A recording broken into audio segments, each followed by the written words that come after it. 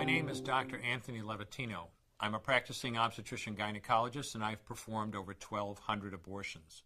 Today I'm going to describe a second trimester surgical abortion called dilatation and evacuation, or D&E. A D&E is performed between 13 and 24 weeks of pregnancy. After administering anesthesia, the abortionist uses a weighted speculum, like this one, that opens the vagina widely. Because second trimester babies are so large, this greater access facilitates a late-term abortion. Late-term abortion requires that the cervix be prepared 24 to 48 hours in advance with laminaria. Laminaria is a type of sterilized seaweed that absorbs water over 8 to 12 hours and swells to several times its original diameter. Once removed, metal dilators can be used to further open the cervix as needed. Once the cervix has been stretched open, the suction tube is placed inside. A baby at 20 weeks gestation is as big as the length of my hand, from head to rump, not counting the legs.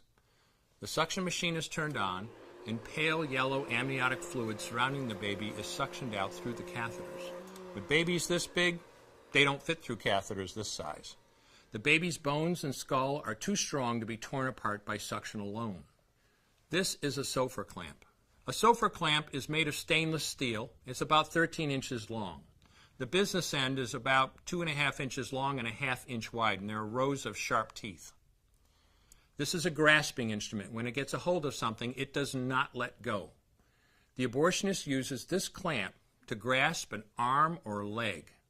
Once he has a firm grip, the abortionist pulls hard in order to tear the limb from the baby's body. One by one, the rest of the limbs are removed, along with the intestines, the spine, and the heart and lungs. Usually the most difficult part of the procedure is extracting the baby's head, which is about the size of a large plum at 20 weeks. The head is grasped and crushed. The abortionist knows he has crushed the skull when a white substance comes out of the cervix. This was the baby's brains. The abortionist then removes skull pieces. He removes the placenta and any leftover parts of the baby with a curette, scraping the lining of the uterus for any remaining tissue.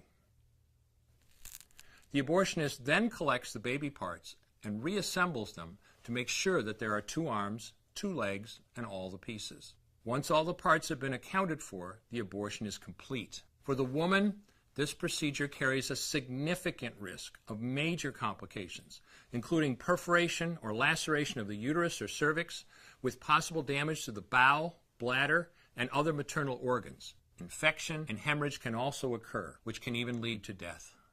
Future pregnancies are also at greater risk for loss or premature delivery due to abortion-related trauma and injury to the cervix. As I mentioned at the beginning, I'm Dr. Énthony Levitino, and in the early part of my career as an OBGYN, I performed over 1,200 abortions.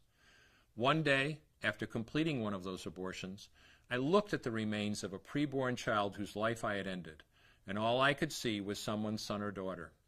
I came to realize that killing a baby at any stage of pregnancy for any reason is wrong. I want you to know today, no matter where you're at or what you've done, you can change. Make a decision today to protect the preborn. Thank you for your time. I will no longer do any more abortions. When you finally figure out that killing a baby that big for money is wrong, that it doesn't take you too long to figure out it doesn't matter if the baby is this big or this big or this big or maybe even this big, it's all the same.